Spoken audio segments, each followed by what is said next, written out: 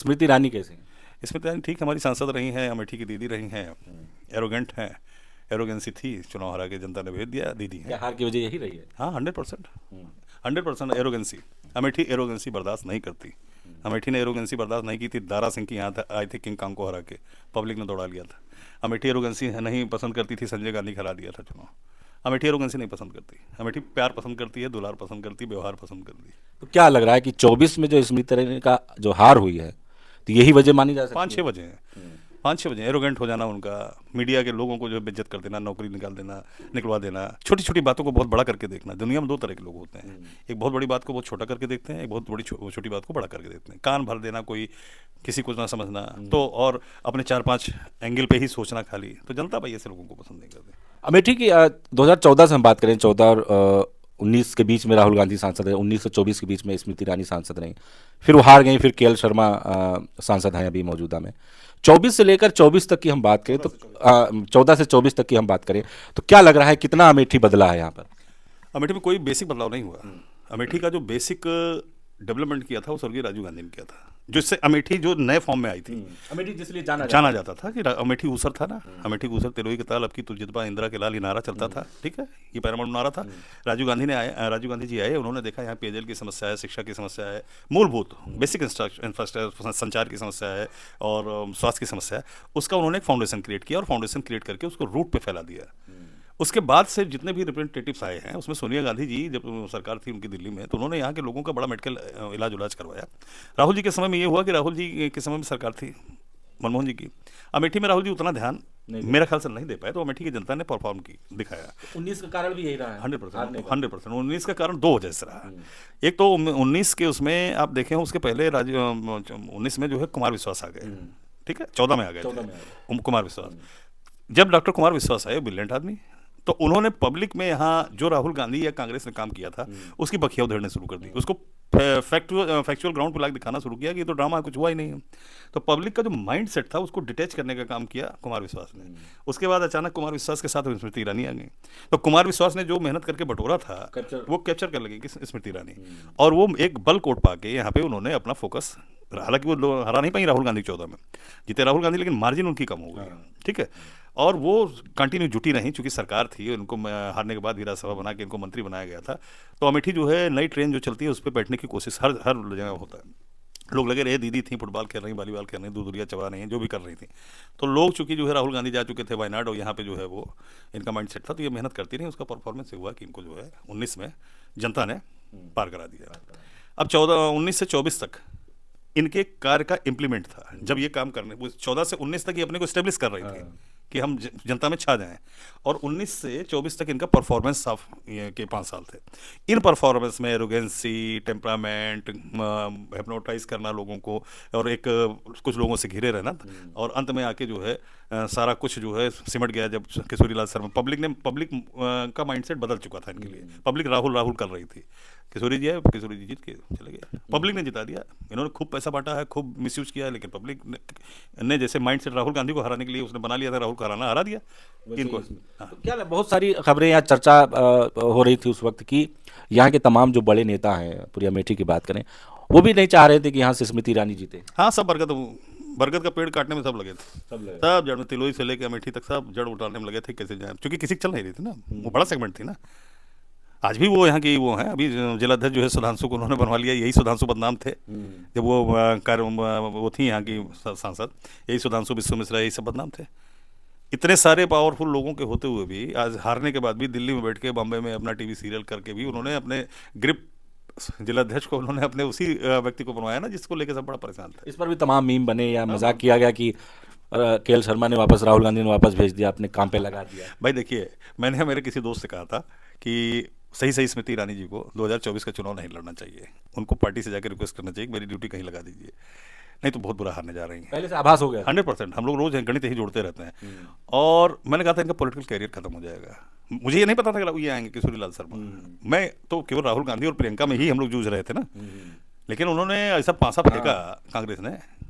Public में भी message चला गया कि भाई उनके पीए थे या उनके यहाँ वो थे, वो उन्होंने, और पॉलिटिकल कैरियर जो डैमेज बनता है और डैमेज होता है, वो यही है कि डैमेज हुआ कि बताइए, एक साधारण, उनके अपने एक साधारण वर्कर से हार गई। तो जो आपने बनाया था वो तो खत्म कर दिया। यही मैं उन लोगों को कह रहा था कि यार रहने दो, गड़बड़ हो जाएगा। जो ग्रेविटी बनी है वो बनी रही। राहुल गांधी को हराने के बाद जो ग्रेविटी बनी थी वो बनी रहती, डिग्निटी हारने बनी। के बाद भी बनी 2014 की बात है, हाँ हारी भी तो, लेकिन बनी थी। उस वक्त क्रेज और था। हराने के बाद वो अगर न लड़ती तो बनी बनी रहती। तो हमें तो लगता है इनको पार्टी के लोगों ने ही टिकट देके खत्म कर दिया। Bye bye. अब 2027 करीब है और विधानसभा की अपनी अपनी तैयारी शुरू हो चुकी है। आप गौरीगंज से हैं और इससे पहले आपकी जो पत्नी है वो अमेठी से चुनाव भी लड़े थे 2022 में। गौरीगंज की विधानसभा की बात करें तो यहाँ पर आपकी बहुत चर्चा होती है और आप चर्चा में भी रहते हैं। क्या लग रहा है यहाँ पर, क्या सिनेरियो बैठ रहा है गौरीगंज में इस वक्त? देखिए भैया, मैं 2006 से बीएसपी का एक्टिव मेंबर हूँ। उसके पहले मैं अपना बिजनेसमैन का बिजनेस करता था, पढ़ता लिखता था। जब 2007 में मुझे मौका मिला था बसपा से, मैं भी लाइन में था टिकट की, मैंने लड़ पाया। मटियारी लड़े, विधायक हो गए। 2007 से 12 वो विधायक हो गए। 12 से लेकर टिल टुडे आज राकेश सिंह जी यहाँ के विधायक हैं। सपा का आपकी बड़ी बनती है? नहीं बनती थी, अब नहीं बनती।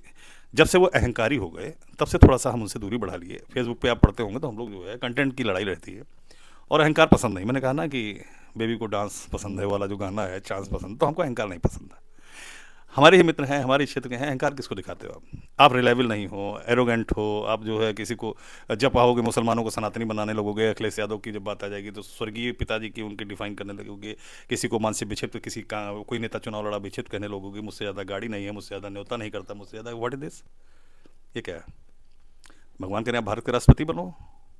भारत के मौजूदा राष्ट्रपति मुर्मू जी, आदरणीय मुर्मू जी, इसके पहले उनके पास फॉर्च्यूनर तो नहीं थी, इसके पहले उनके पास जो हेलीकॉप्टर तो नहीं था, इसके पहले तो कोई उनका नाम जानता नहीं था। एक आध बार विधायक शायद थी। आज वो भारत की राष्ट्रपति है, हमारे गर्व है। क्या है, आप बनो। लेकिन आप जो है, और इनका फिर पब्लिक भी, इनका भी माइंडसेट जो एक चीज़ और जानना चाहेंगे इसी में कि जब भाजपा में कोई जाता है तो वो फिर उसका भाषण जो है वो कैसे चेंज हो जाता है? कहीं ना कहीं मुस्लिम को टारगेट करना हो या सिर्फ सनातन पर बात करना हो, अपनी भाषणों में हिंदुस्तान में रहना है तो श्री राम कहना है, फला फला तमाम चीज़ें, ये कैसे अपने आप आ जाती है? कि ये मजबूरी होती है या कि वो बनना पड़ता है अपने आप को उसमें बनाए रखने के लिए? नहीं, भाजपा में जाने के लिए कोई क्वालिफिकेशन तो है नहीं मुसलमान को गाली दे के आओ।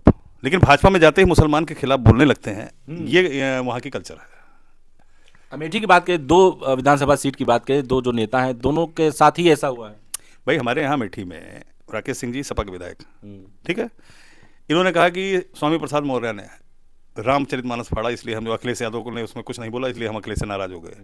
उसके बाद इन्होंने कहा मैं सनातनी हो गया। जब पार्लियामेंट के इलेक्शन में, राज्यसभा के चुनाव में, इन्होंने कहा मेरा अंतरात्मा की आवाज़ बदल गई, फलाना ढुआंगा, आज ये राममय हो गया। तो भैया राम की पूजा तो हम भी करते हैं, बसपा ही है, मैं भी करता हूँ। राम की पूजा करने का मतलब थोड़ा नहीं का मुसलमान के खिलाफ बोलोगे, या मुसलमान इस देश का नागरिक नहीं है, या मुसलमान जो है पाकिस्तानी। अभी इनके यहाँ कथा थी तो इनके यहाँ संयोग से 4-5 मुसलमान आए थे, वो बेचारे जमीन में बैठे थे। तो इन्होंने उसमें बोला कि हमारे पास 7-8 पीढ़ी के जो भारतीय मुसलमान हैं वो आए हैं। ये क्या है? What is this? भारतीय मुसलमान क्या? अरे मुस्लिम समाज के लोग आए थे भैया, उनका स्वागत है, अभिनंदन है, आइए, हम 2 फूल आपको पहनाते हैं, गमछा पहनाते हैं, आप हमारे चचा हो, आप हमारे। ये रोज़ जो है अस्सलाम वालेकुम जो है ईद मिलन में करते थे, ईद के दिन जो है रोज़ सब कुछ करते थे। अब कि सारे सबको सनातनी बनना है, तो कंटेंट बदल जाते हैं। क्या क्या लगता है कि भाजपा में जाके गलती कर दी है? हमें लगता है, मुझे लगता है, जो पॉलिटिकल गेन उनकी थी 2022 में, या जिन वोटों के सहारे वो विधायक बनते थे, बल कोट जो है, जो यादव और मुसलमान का बल कोट गौरीगंज में पाया जाता है, जो समाजवादी पार्टी की तरफ था, ठीक है, वो आज भी समाजवादी पार्टी से कोई भी आएगा तो उसको 50,000 बल कोट जो पॉकेट में है वो मिलेगा। हाँ, निश्चित रूप से मिलेगा। नुकसान मतलब पैर पे कुल्हाड़ी। भाई 80,000 वोट, 79,000 वोट इन्होंने 2022 में पाया। तो अगर इन्हीं को लोग कहते हैं कि यादव और मुसलमान हमसे अलग हो गया, अगर ये भाजपा में जा रहे हैं अलग हो गया, तो 30,000 इनके पास बच्चा कितना? 30,000 वोट तो बच्चा। मुसलमान और यादव 50,000 वोट अगर जो है चला गया एक पॉकेट में, तो आपके पास 30,000 बचा। 30,000 में से 10,000 आप स्वामी प्रसाद मौर्य को अगर आप एंटी कहोगे तो मौर्य भी गया आपका। 20-25,000 की वोट इनकी अपनी पॉकेट की है आज की डेट में। अब उसमें ये कितना रिगेन करते हैं, कितना वापस करते हैं, आगे चल के भाजपा में रह के टिकट इनको मिलता है। हाँ, भाजपा क्या लग रहा है, भरोसा? भाजपा का टिकट तो भाजपा को ही नहीं पता किसको मिलता है, मोदी को ही नहीं पता है, योगी को ही नहीं पता है, मोहन भागवत को ही नहीं पता होता कि भाजपा टिकट किसको मिलता है। ये इनको मिलना चाहिए, अगर गए हैं तो मिलना चाहिए। इनके भाई हैं, इनका पूरे इनका जितने सदस्य हैं, इनके साथ के जो है साथीगण सब गए हैं, इनके बड़े भाई, इनके छोटे भाई सब भाजपा ही हो गए। इन्हीं को खाली ऑफिशियली डिक्लेयर करना है। शरीर इनकी जो है बाहर है, आत्मा भाजपा में ही है। शरीर तो बाहर है, आत्मा भाजपा में, शरीर भटक रही है। तो क्या लग रहा है, आप भी चूंकि बसपा में लगातार 2006 से बता रहे हैं कि आप एक्टिव मेंबर हैं, तो 27 में आपकी तरफ से भी इधर दावेदारी गौरीगंज से मानी जाएगी? पार्टी कहेगी 100%। पार्टी ने मुझे 2022 में भेजा, मैं गौरीगंज की राजनीति करता था। बहन जी का आदेश था अमेठी लड़ना, मैंने अपनी धर्मपत्नी को लड़ाया, उन्होंने कहा धर्मपत्नी लड़ेगी, हमने कहा जी बहन जी। वो चुनाव लड़े, जो भी परफॉर्मेंस, जिले में सबसे ज़्यादा वोट पाई है, चारों विधानसभाओं में सबसे ज़्यादा वोट पा के आई, जितना भी वोट मिला है हर विधानसभाओं में, तिलोई, जगदीशपुर, अमेठी, गौरीगंज मिला के सबसे ज़्यादा वोट गौरीगंज से जाके पाई है। तो हम तो पार्टी के, अभी हम पार्टी में किसी गए नहीं हैं। जो लोग कभी कभी हमारे बारे में कहते हैं कि वो कांग्रेसी हो गए, फलाना हो गए, मैं बसपा का सिपाही हूँ। मेरी एक आदत है, मैं कभी कभी जो है जैसे इस कमरे में बैठता हूँ तो कभी बाहर बैठ जाता हूँ, तो मैं कभी एक्टिव रहता हूँ, कभी नॉन एक्टिव रहता हूँ। एक चीज़, अगर मान लीजिए आप चुनाव नहीं लड़ते हैं, और आपने कहा कि पहले बनती थी जो यहाँ के मौजूदा विधायक हैं राकेश हैं, अगर वो आपके पास आते हैं समर्थन के लिए, वोट मांगने के लिए कि हमारा साथ दीजिए, क्या रहेगा आपका जवाब? नहीं देंगे। हमारी पार्टी से आएंगे तो खुल के देंगे। पार्टी से आएंगे? पार्टी से अगर आते हैं, पार्टी से वो लगे हैं, बसपा में भी उनकी अब बोल दिया, अगर पुराने मित्र हैं, गले शिकवे पुराने मित्र हैं तो कोई कष्ट नहीं है अभी। हाँ, पुराने मित्र हैं। कल अभी मित्रता का ये आलम है, कल पिगडली में हम लोग बैठे थे और एक कार्यक्रम में, मैं लेफ्ट गैलरी थी, गैलरी के लेफ्ट वाले सोफे पर मैं बैठा था, राइट सोफे पर बैठे थे, ना वो हमसे हेलो किए ना हमसे हाय किए। यह मित्रता आज की डेट में हो चुकी है। और मित्र तो हमारे, इनका पूरा परिवार हम बड़ा सम्मान करते हैं, चाचा का, भैया का, सबका। कोई इनसे लड़ाई थोड़ा ना है, लेकिन कुछ मुद्दे। राजनीति में लेकिन एक चीज़ कहा जाता है कि चर्चा होती है कि मतभेद ठीक है लेकिन मनभेद नहीं होना चाहिए, लेकिन अब पॉलिटिकल उसमें देखा जा रहा है कि ज़्यादातर लोगों के मनभेद होते जा रहे हैं। इसकी क्या वजह हो सकती है? इतना खुल के बोलना, या जैसे आपने जिक्र किया कि अहंकारी जो है, आपको अहंकार नहीं पसंद है? मैं बता रहा हूँ, अहंकार के लक्षण होते हैं ना भाई। आप पत्रकार आज हैं, मीडिया, आज मेरे घर आप आए हैं, कल को आप बहुत बड़े पत्रकार हो जाइए, आप किसी नेशनल हेड हो जाइए किसी चैनल के, और उसके बाद मुझे बताइए कि अब तो ये कुछ नहीं है, मैं तो नेशनल हेड हूँ। आप विधायक हो गए हो।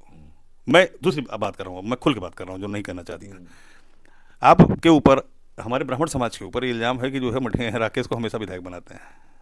इन्होंने सोसाइटी में फ्लेक्शन किया। इन्होंने आज तक किसी मुसलमान को जिला पंचायत अध्यक्ष नहीं, सदस्य नहीं बनाया। इन्होंने किसी यादव को नहीं बनाया।